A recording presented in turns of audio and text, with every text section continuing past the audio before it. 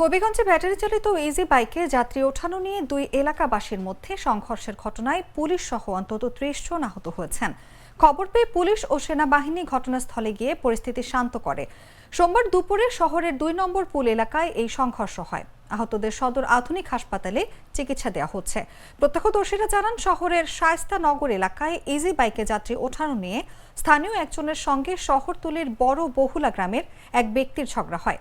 বিষয়টি দুই এলাকার মানুষের মধ্যে জানাজানি হলে তাদের স্বজন সহ এলাকার লোকজন দেশীয় অস্ত্র নিয়ে একে অপরের উপর হামলা চালায়।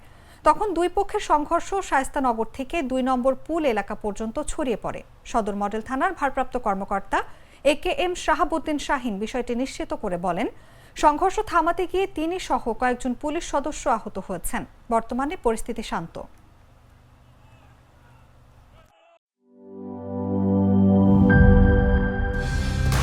কালার এক্সপার্ট, জর্জ স্যাপ এবং মাইল্ড অন হ্যান্ডস টেকনোলজি সমৃদ্ধ অরিক্স ক্রিস্টাল ওয়াশ আপনার লন্ড্রি এক্সপার্ট।